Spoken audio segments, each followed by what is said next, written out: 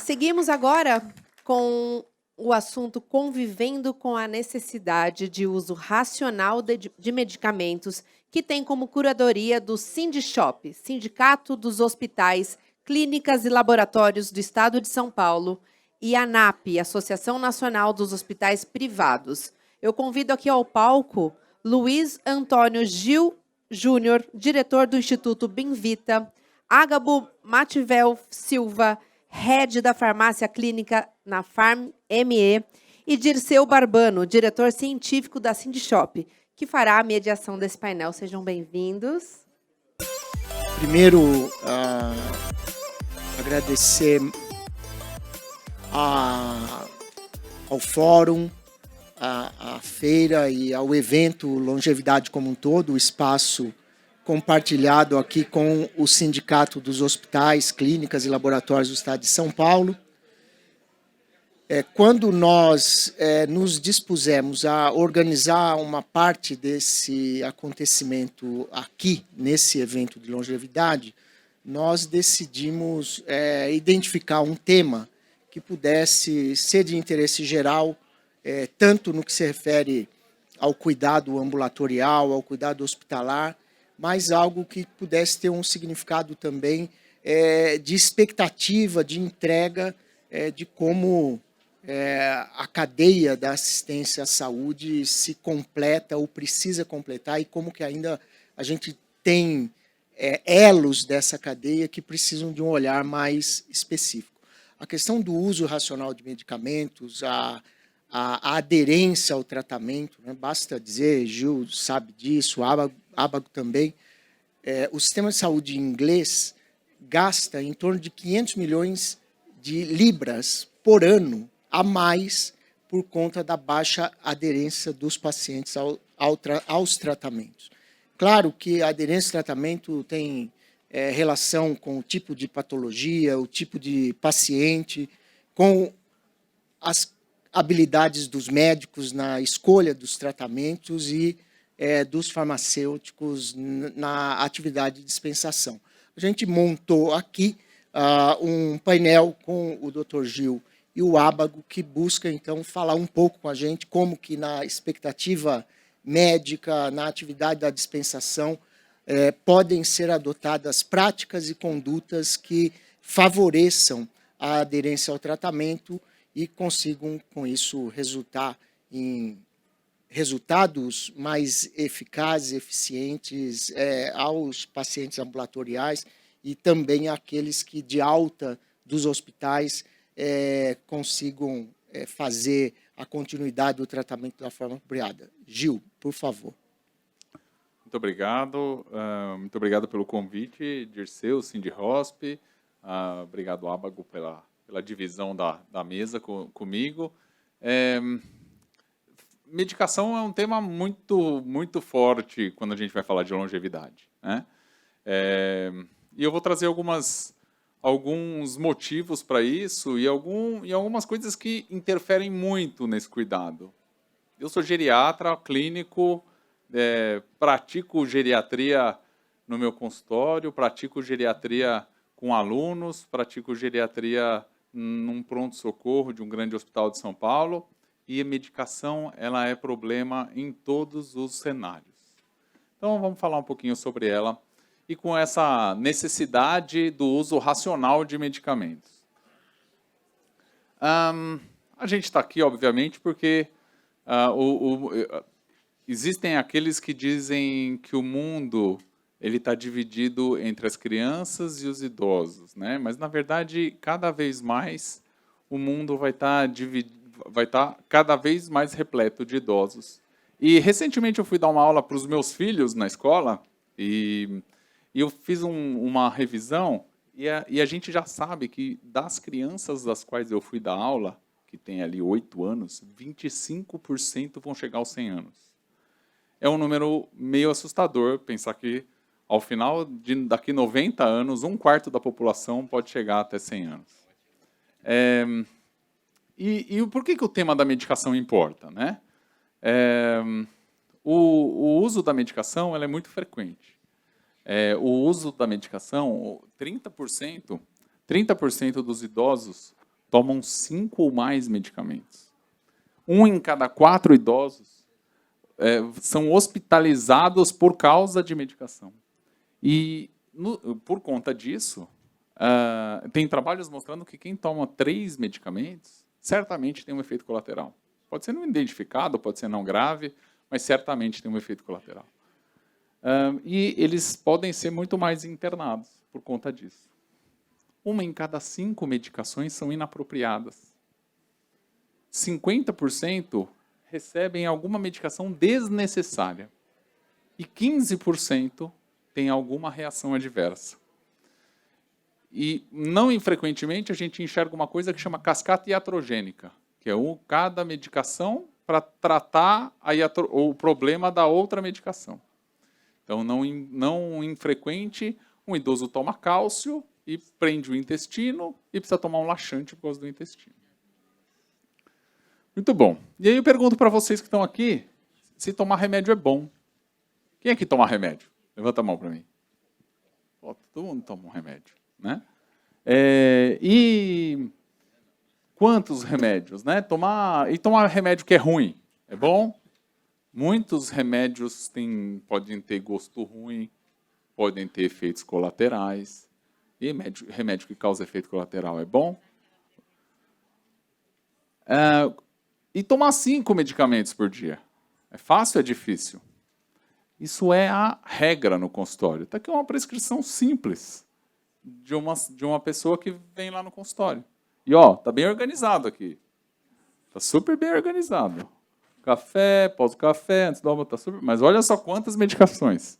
Isso aqui, medicamentos de uso contínuo. Então, isso é muito frequente, muito. E, além disso, existem mudanças no idoso, que a gente chama de senescência, que são mudanças naturais do envelhecimento, que podem levar a uma série de alterações nos órgãos e, por conseguinte, alteração na absorção, no manejo dessa medicação.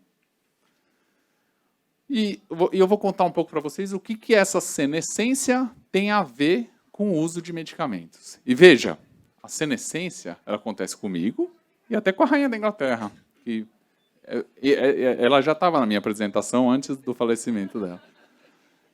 Mas certamente acontecia com ela e vai acontecer com todo mundo. No intestino, existe uma menor superfície de absorção, existe um menor fluxo sanguíneo, uma alteração do pH gástrico, alteração da motilidade, e isso pode fazer com que mude e exista uma pequena alteração na absorção das medicações. No fígado, existe uma diminuição de fluxo do sangue no fígado, e isso também faz com que haja uma mudança na metabolização de algumas medicações. No rim, a gente tem uma menor filtração, um menor fluxo sanguíneo renal, e com isso, muitas vezes, as medicações são pior secretadas, fora o risco de algumas medicações causarem mal àquele indivíduo por conta de uma metabolização renal diferenciada ou de um potencial prejuízo.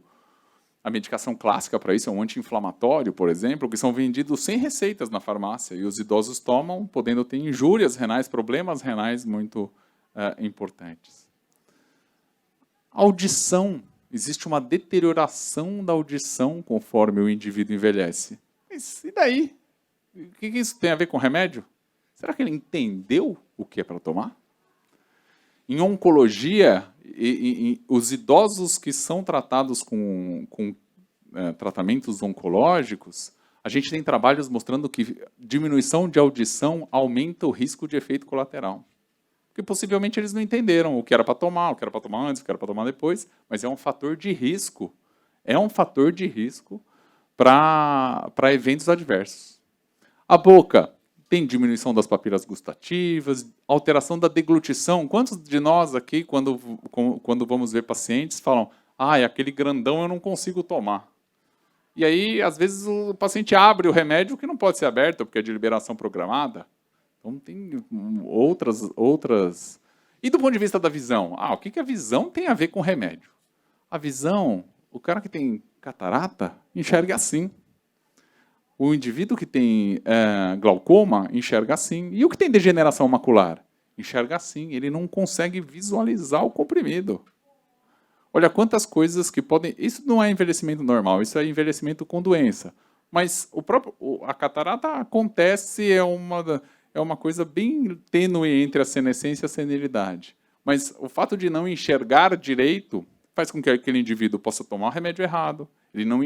A pessoa que tem degeneração macular não enxerga as letras. Ela não sabe qual é o remédio. Eu tinha uma paciente que dividia os seus remédios em tic-tacs. O tic-tac transparente era um remédio da manhã, o tic-tac amarelo era o remédio do almoço, e o tic-tac noturno, que é o tic-tac azul, era o remédio da noite. Então ela sabia, alguém separava os remédios para ela, e ela sabia qual era o remédio, ela tinha degeneração macular, pela cor do potinho que ela tinha. A mão tem problemas, as cartilagens diminuem, a mobilidade fica reduzida. E como é que aquele indivíduo tira o remédio do blister? Precisa ter habilidade para fazer isso. Isso estou falando só de envelhecimento normal. Não estou falando do indivíduo que tem Parkinson, não estou falando do indivíduo de outras coisas. Existe um aumento da gordura corpórea e uma diminuição da água corporal, o que faz com que a metabolização das medicações sejam diferentes.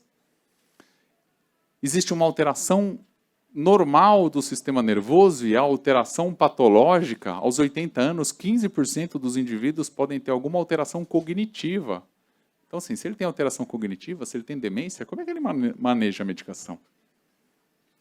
Não é todo mundo que é que nem a rainha da Inglaterra, que tem um batalhão para poder te ajudar a receber as medicações. Então, como que a gente pode ajudar? Revisando medicamentos. Sempre, 100% das vezes precisam ser revisados e, com auxílio médico, e é mistério do geriatra fazer isso, e as pessoas que estudam envelhecimento precisam cada vez mais olhar para isso, que vão atender indivíduos idosos, é fazer a desprescrição de medicações. É diminuir o número de medicamentos para o mínimo necessário para aquele indivíduo. Por quê? Porque usa de tudo isso que eu falei até agora para facilitar a vida daquele indivíduo. Isso vai fazer com que a gente use de forma racional aquela medicação. Orientar, reorientar e rechecar a orientação. Isso precisa ser feito várias vezes, de várias formas, a garantir que aquele indivíduo de fato compreendeu como é que tem que tomar a medicação. E a gente precisa auxiliar, precisa criar ferramentas de auxílio daquele indivíduo para que ele tome a medicação de forma adequada.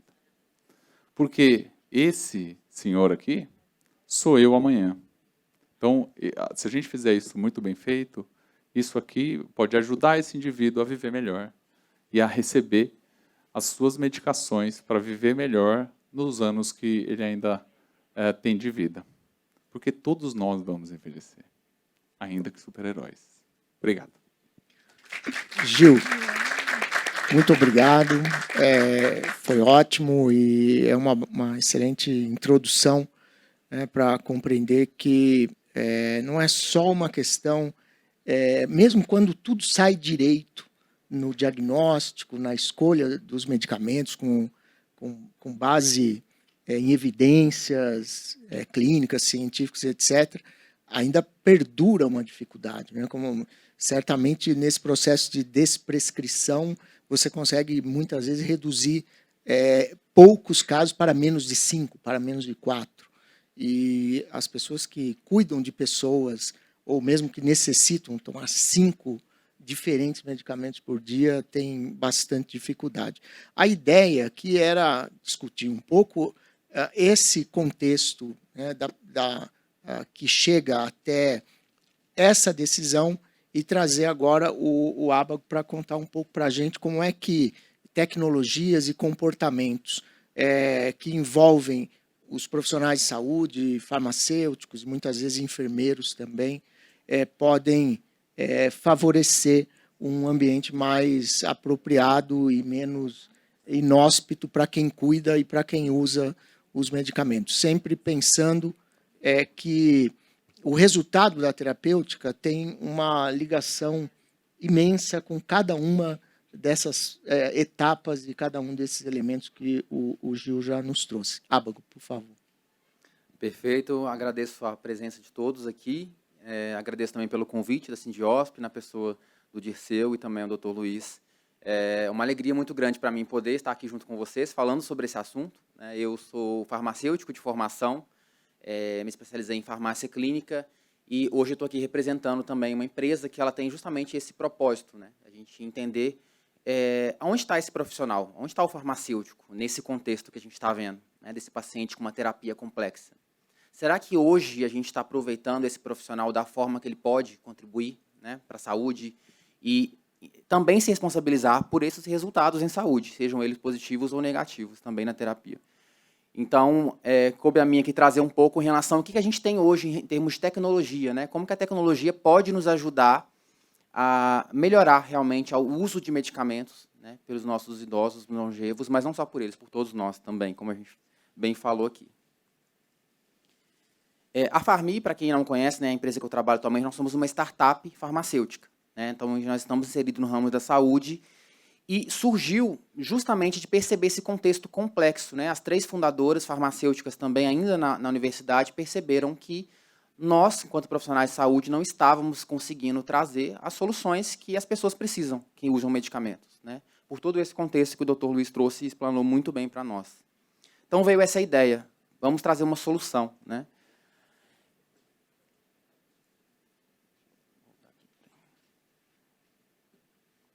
Então, eu trago aqui primeiro, a gente entendeu, como o Dr. Luiz trouxe, a importância da revisão da terapia.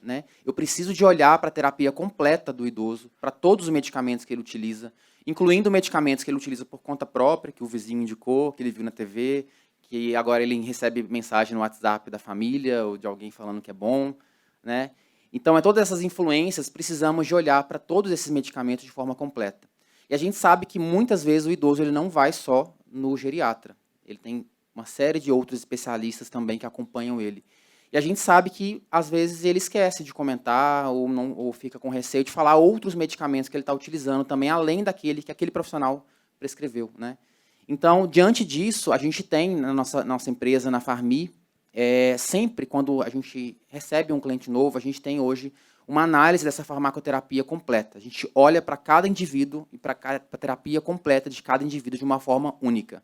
Então, eu trago ali só um exemplo. A gente tem hoje um software de inteligência artificial que ele nos ajuda na tomada de decisão clínica. Então, eu pego todas as informações referentes àquele paciente, àquele idoso, a sua terapia, incluindo todos esses medicamentos que eu falei, prescritos e não prescritos, e esse software nos ajuda a avaliar alguns daqueles pontos que eu coloquei ali. Em relação à dose dos medicamentos, se elas estão adequadas, se há alguma interação clinicamente relevante, se o paciente tem alergia a algum dos medicamentos que está em uso atualmente, ou se já teve um histórico de alergia, se tem uma disfunção renal e precisaria de um ajuste de dose, a gente sabe que tem medicamentos que precisam, de acordo com a função renal, o comprometimento, entre vários outros pontos que a gente analisa. E também duplicidade, como eu falei. Se ele já está tomando 2 medicamentos iguais ou na mesma classe, a gente avalia, o nosso sistema ele nos gera esses alertas. Diante disso, a nossa equipe de farmacêuticos clínicos ela vai entrar em contato, tanto com o idoso, com o familiar, e com a equipe de saúde. Então, a gente se posiciona também como um novo membro da equipe de saúde assistencial. A gente quer também participar do cuidado. A gente quer estar junto do médico, da enfermeira, do nutricionista, do fisioterapeuta, e também da família e também do idoso. Isso é muito importante. E eu vou mostrar mais à frente como a gente faz esse tipo de comunicação, que é super importante. Aqui eu trouxe para vocês, de forma bem sucinta, como que funciona hoje a jornada dessa pessoa que utiliza medicamentos. O Dr. Luiz trouxe muito bem os vários pontos de dificuldade que essa pessoa encontra. E a gente buscou trazer soluções específicas para esses pontos dessa jornada que são mais críticos. Então, tudo começa com a entrada desse cliente, que ele traz para a gente as informações, os medicamentos prescritos e os outros que ele utiliza. Eu mostrei para vocês um pouco desse serviço de revisão da farmacoterapia, que ele vai passar, e diante de qualquer problema que a gente encontre, a gente vai entrar em contato para buscar solucionar esse problema. Aqui ficou repetido. E aqui eu só trouxe de forma bem sucinta, mas alguns dos perfis que a gente encontra hoje dos nossos clientes. Então, uma média de uso de 7 medicamentos por dia, diferentes. 33% de todos os idosos, né, de todos os nossos farmembros, que é a forma carinhosa como a gente chama, né, a gente tem esse intuito também de estar próximo. 33% deles a gente encontra pelo menos um problema na farmacoterapia, né, por meio desse serviço de revisão que eu falei. E nós temos uma boa integração com a equipe, né? Então, hoje, 75% das soluções e sugestões que a gente faz, tanto para o médico, como para a enfermagem, quanto para o próprio idoso ou familiar, 75% são aceitas. Isso mostra também que a gente está trazendo uma contribuição adicional para o sistema, que é algo super importante, né? Após esse período, após essa análise, como a gente fez, então a gente traz um dispositivo, que a gente chama de Farmbox. Então, esse dispositivo é uma caixa, onde toda a terapia do idoso ela vai organizada para 30 dias, e nós produzimos essa box, e inclusive nós vendemos os medicamentos que estão contidos dentro dela, né? Nesse sentido, a gente se posiciona como uma farmácia. Então, ele é um dispositivo de segurança e também de adesão. O Dr. Luiz trouxe para a gente muito bem como a adesão é um grande problema, né? Então, o intuito realmente da Farmbox é trazer de uma forma muito mais simples, organizada, e reduzir várias dificuldades na jornada, porque quando a pessoa sai da consultório médico com a prescrição na mão, a gente sabe que muita coisa acontece depois disso. O tratamento do paciente ele acontece em casa, não é dentro do consultório, não é dentro do hospital, na sua maior parte. Então, nós precisamos de estar aonde a pessoa está. E a Farm ela se posiciona nesse sentido. A gente busca estar realmente em contato contínuo no domicílio do paciente. Eu vou mostrar um pouco as formas como a gente faz isso. Então, o dispositivo ele é organizado dessa maneira, como eu falei com vocês. Tem um exemplo aqui. A gente também tem todos os critérios de rastreabilidade daquele medicamento. Então, qual que é a validade daquele medicamento que está ali dentro do produto, o lote, né? Caso a gente tenha algum recall, a gente precisa de fazer essa logística reversa. Então, é algo muito importante. A gente sempre mantém também os medicamentos dentro do blister original da indústria farmacêutica. Ele não é desblisterizado, né? A gente não tira da cartela. E aí, para poder facilitar, tanto para o idoso quanto para a família também, cada sachê, cada saquinho, né, ele é de um determinado dia, então vai com o dia da semana, o dia do mês e o horário daquele medicamento. E dentro do saquinho vai todos os medicamentos que ele utiliza naquele horário. Então já vai bem organizado por dose também, a posologia vai adequada. E aí a gente tem uma maneira de separar ali por cores também para facilitar muito para o próprio idoso, que às vezes tem uma dificuldade de leitura, né? Então ele pode se identificar dessa segunda maneira, e para a família também. Além de que a gente também trabalha muito com instituições de longa permanência e outras instituições. Então, para a equipe assistencial, facilita essas cores, porque a enfermeira consegue olhar e saber se o técnico esqueceu de administrar algum medicamento de algum idoso, por causa das cores, né? É uma identificação fácil e mais prática. E ali está de forma, naqueles GIFs, né, um pouco do funcionamento, como a Farmbox funciona. Então, é um rolo, né, dentro dessa caixa, onde a pessoa vai destacando ali o sachê do horário, e ela já deixa o sachê do próximo horário disponível para facilitar a visualização e administração, né? Retirou o sachê, abriu o sachê, ela retira os comprimidos que estão lá dentro, né? Então, a gente sabe o quanto que isso já simplifica muito a dificuldade que tem, muitas vezes, dessa organização desse medicamento, né? No mercado existem vários recursos, né, de estojo, a gente sabe que muitas vezes não funciona, às vezes acaba aumentando o risco, ao invés de contribuir, piora a situação, né? A segurança é mais comprometida, então esse é um outro ponto muito importante. A gente tem uma premissa da segurança e, inclusive, a gente tem 8 pontos de checagem para garantir que em cada processo da nossa cadeia de produção vai ter uma dupla checagem desse processo, evitando, assim, erros, né, relacionados com a utilização dos medicamentos. Bom, beleza, chegou a Farmbox na casa do farmembro, a cada 30 dias ele recebe em domicílio essa Farmbox, ele não tem que preocupar também em buscar esse medicamento, ou seja, antes de acabar a box que ele está utilizando, já vai chegar a próxima, então não acontece aquele problema, meu medicamento acabou, semana que vem eu vou buscar, e esquece, eu tenho que pegar a nova receita com o médico, né? Isso é um outro ponto importante, a gente também ajuda o farmembro nesse processo de educação mesmo, de que qual é o momento que ele voltar na consulta médica para uma nova reavaliação, ele pegar uma nova prescrição para a gente dar continuidade no tratamento, já que a gente trabalha com modelo de assinatura, né, então, de medicamento. Ele paga um valor fixo, mensal, a menos que tenha alguma alteração na sua terapia, esse valor se repete ao longo dos meses, sem nenhuma alteração. Isso é muito positivo também, pensando nessa recorrência, evitando assim a interrupção do tratamento, que é algo super importante.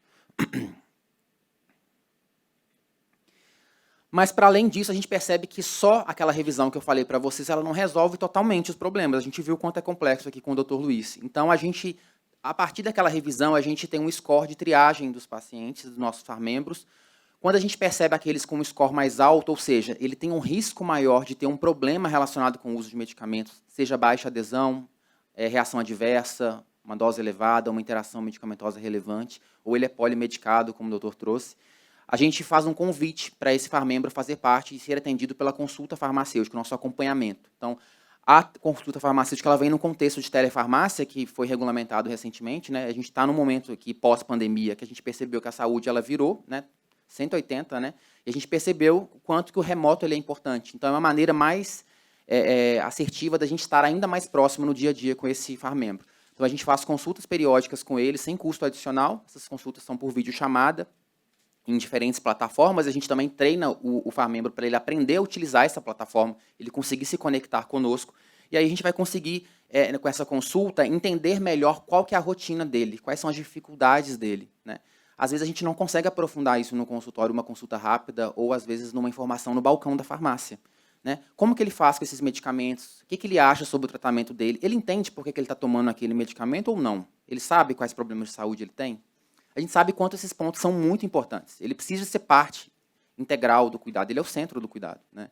E a gente traz também esse engajamento do paciente, a gente consegue resultados muito interessantes com esse ponto. Além disso, também nas mídias sociais, a gente tem também grupos, né, que a gente faz de treinamentos específicos para o próprio farmembro idoso ou para os familiares também, para melhorar esse processo de educação em saúde. Aqui eu trago, né, para vocês também um ponto que eu falei, como que é a comunicação com a equipe, como que a gente faz quando a gente encontra um possível problema na terapia, né, do nosso farmembro. Então, a gente tem algumas maneiras diferentes, seja por meio de e-mail ou telefone, dependendo da urgência. A gente pode entrar em contato direto com a equipe assistencial, seja público, privado, onde quer que esteja. Outro modo que a gente utiliza muito são cartas, né, com esse plano de cuidado farmacêutico que a gente faz, a gente encaminha para o médico também essa carta. E a gente tem um retorno muito positivo, porque para ele a informação também chega mais organizada. Eu conto para ele tudo que o idoso está utilizando, o que ele já utilizou, se ele está tendo alguma reação na minha avaliação sobre o medicamento. Então, a gente tem a terapia completa, as condições clínicas do idoso. Eu falo já para o médico também em relação aos horários, então isso facilita para a equipe também identificar em qual horário, né, caso ele vá incluir um novo medicamento, ele já entende o esquema posológico daquele idoso. E é algo que a gente trabalha muito, né? A gente fala, não é o paciente ou o idoso que tem que adaptar o tratamento, é o contrário. É o tratamento que tem que adaptar a vida, o estilo de vida da pessoa. Então, não adianta eu prescrever um medicamento, colocar no horário que para ele é inviável, né? Um horário que não é compatível com sua rotina. Então, dentro do possível, a gente busca também, junto com a equipe, trazer essas sugestões, né? Olha, ele já tem o costume de almoçar nesse horário, de dormir nesse horário. É possível a gente trocar esse horário, né, do medicamento para facilitar a adesão? Além disso, a gente também traz uma avaliação ali multidimensional do idoso, que a gente sabe quanto que é importante, né? A gente avalia ali um pouco da funcionalidade dele, quais são os pontos ali que necessitam de uma atenção maior, né? Incluindo polifarmácia também. E aí eu trago só aqui alguns resultados também para a gente poder já ir caminhando para o encerramento, né? Só um comparativo, hoje tem alguns estudos, tem esse da OMS que é um pouco mais antigo, que fala que a não adesão é de 50%. A gente tem um nacional multicêntrico, um pouco recente, 2016, que ele fala que a adesão no Brasil, né, no estudo no Brasil, é de 69%, e os dados que a gente tem encontrado na Farmi com esse acompanhamento, né, a box aliada com o acompanhamento farmacêutico, a gente tem hoje uma taxa de 93% de adesão à terapia. Então, isso nos deixa muito felizes, mostra que a gente está no caminho certo, realmente, resolvendo aí um grande problema, né, contribuindo para a resolução de um grande problema de saúde, que é de todos nós, responsabilidade de todos nós, né? Eu falei um pouco, né, que 33% dos nossos farmembros a gente encontra um problema na farmacoterapia, mas a média de problemas que a gente encontra é de 3 problemas por pessoa, por idoso, por farmembro, né? Então, é um número muito considerável. E quando a gente olha ali para o lado, qual que é o perfil desse problema na farmacoterapia, a gente vê que vai muito de encontro com o que o Dr. Luiz trouxe, né? A gente vê que um dos principais problemas que a gente tem é em relação à indicação do medicamento. É o idoso que está utilizando um medicamento que ele não precisaria de utilizar, que ele não tem indicação para utilizar aquele medicamento. E quando a gente observa isso, a gente faz a sugestão da desprescrição. Isso é algo curioso que as pessoas perguntam, mas espera aí, vocês são farmácia, mas vocês estão sugerindo desprescrever, como assim? Isso não é compatível. Vocês não querem vender muito? Não, nosso propósito é cuidar de pessoas. Nosso propósito não é a venda de medicamento. E é aí que está a chave, né? Hoje a gente não tem não cobramos por esse por esse acompanhamento, mas é o centro do nosso cuidado. E outro problema que a gente vê muito também é a necessidade de medicamento adicional. Isso é um pouco curioso. É aquela pessoa que tem uma condição clínica, mas que a sua condição não está controlada adequadamente, ele precisaria de uma terapia adicional em relação a isso, né? E fora os problemas de segurança também que a gente viu. E é interessante que, para a gente, nos nossos dados, a não adesão, ela aparece lá embaixo, é um dos menores problemas, justamente porque a gente tem um dispositivo de segurança que nos ajuda em relação a isso. Então, a gente percebe que esse resultado ele é menor do que a gente encontra em outros locais. Tem aqui também, coloquei um NPS, a gente mostra o quanto que, né, os nossos membros familiares também estão satisfeitos com o nosso serviço. Por ser assinatura também é interessante que a nossa taxa de retenção é muito grande, então a gente consegue criar realmente uma relação com a pessoa a longo prazo. A gente brinca internamente que a gente fala, ó, é difícil ela entrar, depois que ela entra, ela não sai mais. Porque é um processo de adaptação no início, a um novo modelo, a um novo sistema, né, de cuidar da sua saúde, ter um profissional ali também que está junto com a equipe, um novo profissional, mas depois ele se acostuma com esse modelo e a gente percebe o quanto que isso facilita e o valor é reconhecido, né. Bom, pessoal, quero agradecer. Foi um tempo curto, passei um pouquinho do meu tempo, mas espero que eu tenha contribuído um pouco aqui para a nossa fala. A gente agora encaminhar para as perguntas e comentários. Muito obrigado a todos, gente. Obrigado, Abago. Bom, eu teria, assim, umas duas perguntas, mas eu vou inverter aqui a ordem e vou, de pronto, abrir para se tem alguma pergunta da parte das pessoas que estão nos acompanhando. A gente já pode receber as perguntas agora. Alguém gostaria de... Pois não. Só um minutinho. Eu vou levar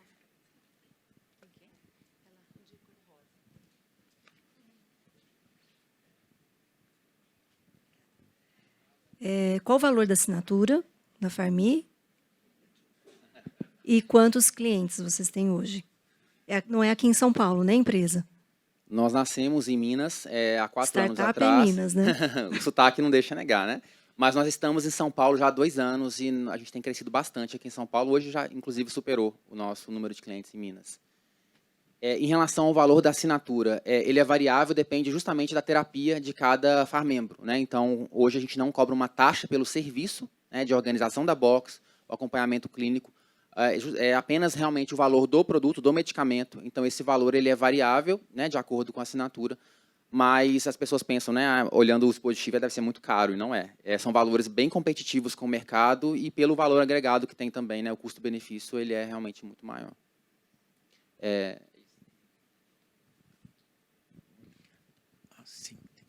Boa tarde. Uma pergunta para o Dr. Luiz. Pela sua experiência, essa desprescrização é feita de quanto em quanto tempo? Vamos supor, se eu uso 5 anos, é bom fazer uma desprescrição? Sim, Gil, eu ia perguntar uma coisa parecida com essa, e aí você já aproveita a agregar. Quando se faz isso, qual é a real capacidade de estabelecer a decisão da desprescrição e como é que você pode mensurar depois o resultado disso? Bom, a desprescrição é um processo contínuo. Então, acho que em toda consulta, a gente vai olhar as medicações e vai falar, esse indivíduo precisa mesmo dessa medicação? Né? Qual foi a indicação? Qual é o benefício dela? Algumas medicações são inquestionáveis, né? Por exemplo, um indivíduo que tem a doença coronariana e está tomando estatina e aspirina. Esse daí é meio inquestionável e a despeito disso, a despeito desse olhar de desprescrição, a gente deve manter a medicação. Mas o processo de desprescrição ele é contínuo. Até porque o indivíduo muda ao longo do tempo. Então, hoje, aos 65 anos, num indivíduo que já operou o coração, é muito importante eu tomar a estatina e aspirina. Se esse indivíduo passou por aquele período e agora tem 95 anos, está acamado, está sem poder fazer suas coisas, porque nesse momento ele desenvolveu uma demência e está sem poder conversar, hoje o objetivo do cuidado é diferente. Então, por isso esse olhar é um olhar contínuo, vai depender de como esteve, de como está e lá na frente de como estará. Então, por isso eu digo que é um processo contínuo. Dirceu, nem sempre é fácil fazer desprescrição, porque o paciente olha e fala, mas peraí, você vai tirar remédio? Aí ele fala, vou tirar remédio. E o senhor vai ficar melhor, quer ver? Aí você mexe e ele... Então, o geriatra é um cara que fica de olho em tirar remédio. Tem algumas medicações que tem uma série de processos de retirada. Então, a Sociedade Americana de Geriatria, a Sociedade Brasileira de Geriatria tem uma série de protocolos de retiradas de algumas medicações. Vou falar top 5 aqui. Inibidor de bomba, que é prescrito como se fosse água, e não é verdade, não é necessário. Benzodiazepínicos. Então, benzodiazepínico é um remédio que a gente sempre está de olho em tirar. Algumas medicações relacionadas à agitação em demência, alguns suplementos, o grau de intensidade de prescrição, por exemplo, de antihipertensivo e antidiabético. Então, o indivíduo que é mais... por exemplo, vou usar o diabetes como um foco. O indivíduo, quando vai ficando mais idoso e mais vulnerável, a hipoglicemia me preocupa muito mais do que a hiperglicemia. O açúcar alto me preocupa menos do que o açúcar baixo. Porque se o indivíduo com 89 anos, magrinho, tiver uma glicemia de 40, ele morre. Se ele tiver uma glicemia de 250, está tudo bem, entendeu? Então, é por isso que eu digo, é um olhar contínuo, não é fácil, mas requer esse olhar para a gente conseguir seguir. Bom, obrigado. Tem mais uma pergunta aqui.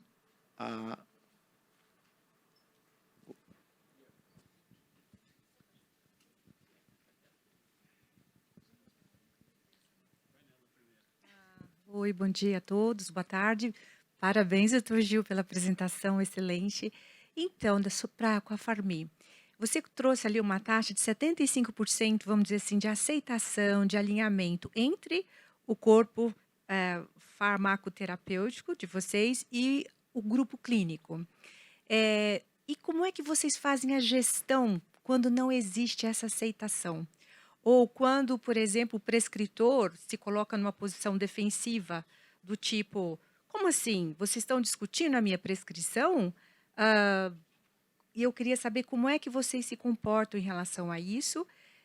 Do ponto de vista ético, como é que vocês se relacionam com o paciente, entendendo que ele está numa situação de vulnerabilidade e que vocês, ao mesmo tempo, não podem expor o prescritor, né? Como é que vocês conduzem essas situações aí delicadas, né? Excelente pergunta. Essa é uma dúvida muito recorrente. Nós temos muito, como eu falei, né, na apresentação, essa premissa do trabalho em equipe, né? A gente acredita muito nisso. Então, a gente sempre busca o diálogo.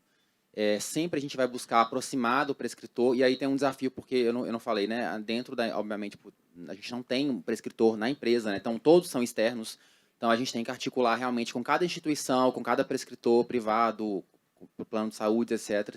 Então é realmente um desafio, mas a gente tem percebido que o problema, né, digamos assim, ele é menor do que parecia. No início a gente achava que teríamos muito mais resistência, mas fica muito claro para a gente que quando o prescritor, no geral, ele entende, ele quer o melhor para o paciente também, assim como nós. Quando ele entende que o que a gente está trazendo aí pode realmente contribuir para a saúde, a gente traz um embasamento também técnico-científico do que a gente está sugerindo, né, junto, nessa carta. E a gente busca esse diálogo para poder discutir. Eu quero entender por que ele não concorda, por que naquele momento ele acredita que esse não é o melhor caminho, que não é possível desprescrever naquela situação.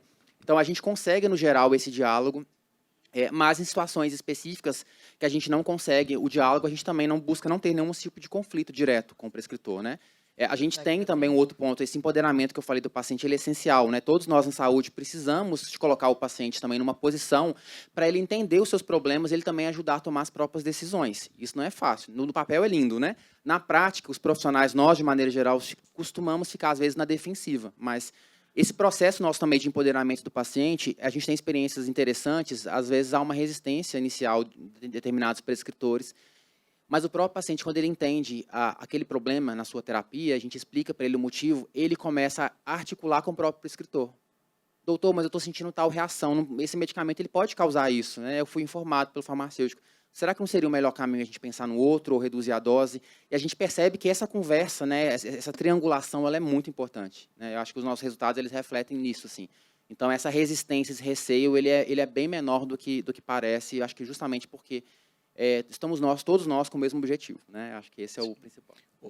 Eu vou roubar uns 2 minutos aqui do evento, que o Balestrin pediu para fazer uma pergunta, o presidente do Sindiosp, agora eu vou ter que deixar, né?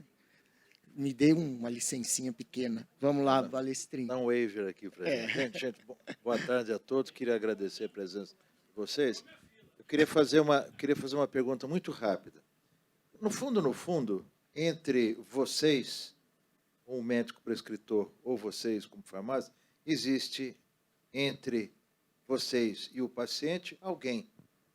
Esse alguém é provavelmente aquele que, de alguma forma, está fazendo a gestão da saúde dessa pessoa. Porque se ele é idoso, talvez ele não tenha força para puxar aqueles medicamentos daquele saquinho, talvez ele não compreenda claramente o que você está dizendo para ele, por tudo aquilo que você nos mostrou lá, né? Aquela decadência que a gente vai...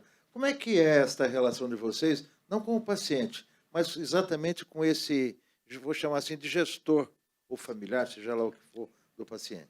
Vou pedir que vocês digam, junto com a resposta, falem tchau para o pessoal também. Eu vou finalizar já agradecendo o convite mais uma vez. Dirceu, muito obrigado. Sindiosp, muito obrigado. Eu acho que, de fato, essa figura de quem ajuda a cuidar, ela é extremamente importante e ela tem que estar presente na consulta, naquele orientar e reorientar e rechecar. Até porque esse indivíduo, muitas vezes, tem um nível...